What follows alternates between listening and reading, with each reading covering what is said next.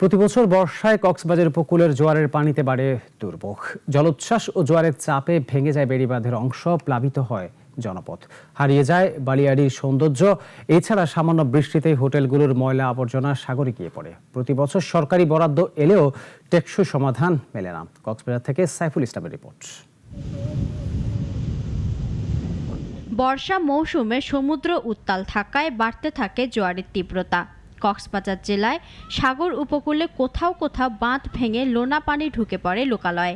ঢেউয়ের আঘাতে ক্ষতিগ্রস্ত হয় বেড়িবাঁধ ও সৈকত রক্ষার জিও ব্যাগগুলোর কোয়ালিটি এতই যে খারাপ, সেগুলো বারবার ছিঁড়ে যাচ্ছে এবং খসে পড়ছে।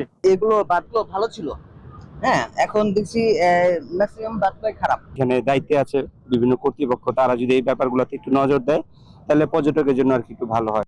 দশক ধরে উপকূলীয় ভাঙনে হাজারো মানুষ হারিয়েছেন পৈতৃক ভিটে মাটি। স্থায়ী পুনর্বাসনের সুযোগ না পেয়ে মানবেতর জীবনযাপন করতে হচ্ছে তাদের। স্থানীয়রা বলছে, উপকূল রক্ষায় দ্রুত টেকসই বেড়িবাঁধ নির্মাণের পাশাপাশি ক্ষতিগ্রস্ত পরিবারগুলোর পুনর্বাসন নিশ্চিত করা জরুরি। আবহাওয়া একটু খারাপ হলেই উপকূলের বেড়িবাঁধগুলো নষ্ট হয়ে যায়, মানুষের বসত ভিটা জলশ্বাস নষ্ট হয়ে যায়।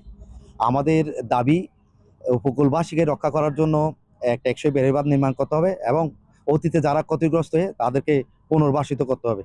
পরিবেশবাদীদের মতে, সামান্য বৃষ্টিতেই হোটেলগুলোর ময়লা আবর্জনা সাগরে গিয়ে পড়ছে। পাশাপাশি ভাঙনের কারণে দ্রুত হারিয়ে যাচ্ছে সমুদ্র সৈকতের বালিয়াড়ির সৌন্দর্য।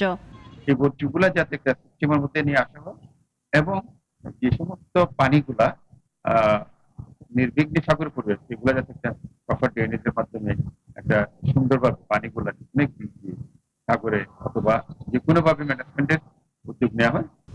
বছরের পর বছর পানি উন্নয়ন বোর্ডের জন্য শত শত কোটি টাকা বরাদ্দ হলেও দৃশ্যমান ও টেকসই কাজ হয়নি।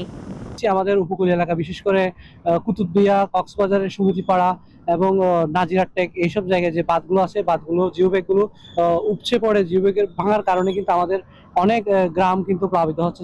তবে পানি উন্নয়ন বোর্ড বলছে, কক্সবাজারের 8 কিলোমিটার বেড়িবাঁধের মধ্যে জরুরি ভিত্তিতে প্রায় 1.5 কিলোমিটার এলাকায় মেরামতের কাজ চলছে।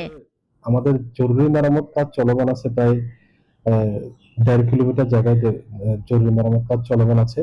প্রায় 5.5 কোটি টাকা প্রাক্কলিত ব্যয়ে এগুলা কাজ প্রায় শেষের দিকে। এরপরে নতুন করে আমরা যেখানে নতুন করে ভাঙন হবে সেখানে আমরা আপাতকালীন জরুরি মেরামত কাজ করব।